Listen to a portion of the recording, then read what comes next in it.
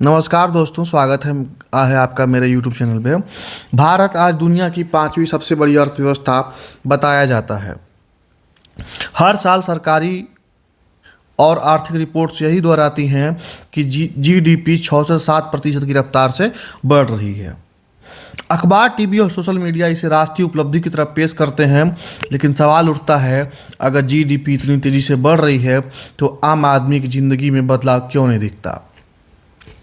GDP खुद केवल आर्थिक लेन देन गिनती है, इंसान की वास्तविक जिंदगी नहीं। यह केवल देश में बनी वस्तुएं और सेवाओं का मूल्य बताती है, लेकिन यह नहीं बताती कि ये वस्तुएं किसके लिए हैं, कितनी जरूरी हैं या किसकी आमदनी बढ़ी है। मान लीजिए कुछ लोग बहुत अमीर हो जाएं और अधिकांश गरीब ही रहें, तो औसत या प्रति व्यक्ति आय बढ़ती दिखेगी, जबकि ज़्यादातर लोगों की हालत गरीब ही रहेगी। यही खेल औसत और प्रति व्यक्ति आय में अक्सर खेला जाता है।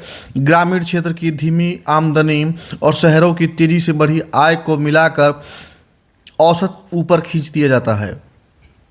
इसलिए रिपोर्ट्स में विकास चमकदार दिखता है, लेकिन ज़मीनी हकीकत अलग होती है।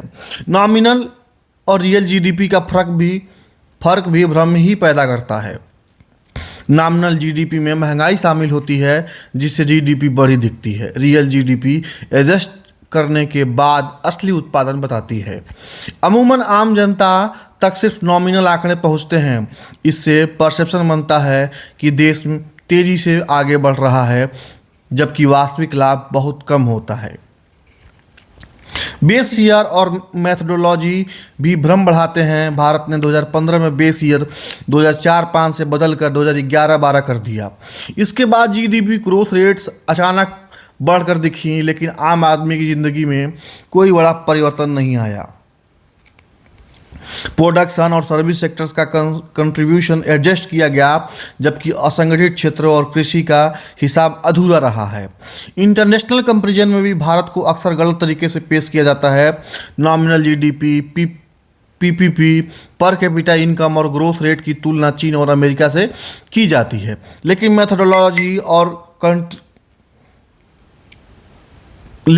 मैथडोलॉजी और कॉन्टेक्चुअल डिफरेंसेस को दिखाया नहीं जाता।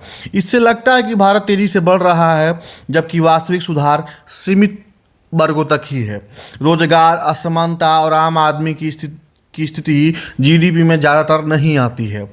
अगर कोई कंपनी हजारों मजदूरों को निकाल कर मशीनों पर स्विच कर देती है तो जीडीपी बढ़ जाएगी, लेकिन हजारों परिवार की हालत वही रहेगी।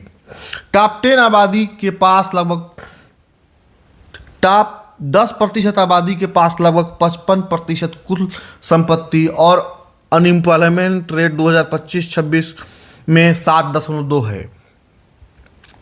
महंगाई और हाउस होल्ड डेब्ट का असर भी महत्वपूर्ण है। खाद्य और ऊर्जा महंगाई लगभग 6 से 7% है, जबकि सरकार इसे 2% दिखा रही है। डोमेस्टिक लोन और क्रेडिट कार्ड्स का कर्ज बढ़कर 45 लाख करोड़ तक पहुंच चुका है। जीडीपी बढ़ी, लेकिन आम आदमी दबाव में रहा। अब कुछ concrete data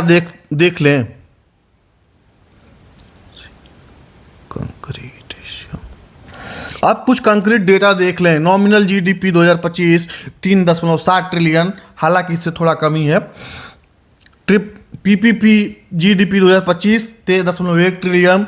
real GDP growth 3.9 से 3.9। रियल जीडीपी ग्रोथ 3.9 से 4%।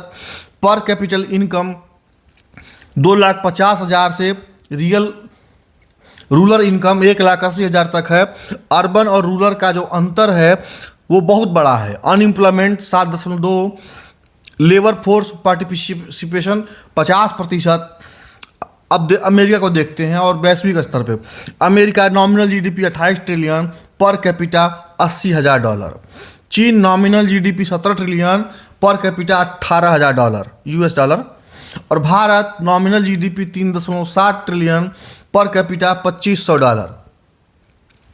इस पूरे एनालिसिस से स्पष्ट है कि जीडीपी और उससे जुड़े आंकड़े, nominal, real, per capita, base year adjustment, international comparison सिर्फ नैरेटिव तैयार करने के उपकरण हैं असली विकास तभी मापा जा सकता है जब उत्पादन, आय, रोजगार, असमानता और जीवन स्तर का संतुलन तब सभी तक पहुंचे। अगर यह संतुलन नहीं है तो जीडीपी के बढ़ने का मतलब केवल कागज और रिपोर्ट तक सीमित रहता है।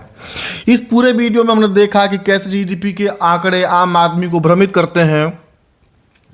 बड़े नंबर, चमकदार ग्रोथ, औसत आय सब दिखाते हैं कि देश आगे बढ़ रहा है, जबकि वास्तविक लाभ सीमित है, असमान तरीके से बटा हुआ है। यह वही खेल है जिसे आम आदमी मूर्ख बनता है और सुनता है कि देश तेजी से आगे बढ़ रहा है, जबकि असली सच्चाई छिपी रहती है। धन्यवाद दोस्तों। अगर हमारा कंटेंट आपको पसंद आया हो तो चैनल को लाइक करिए, सब्सक्राइब करिए और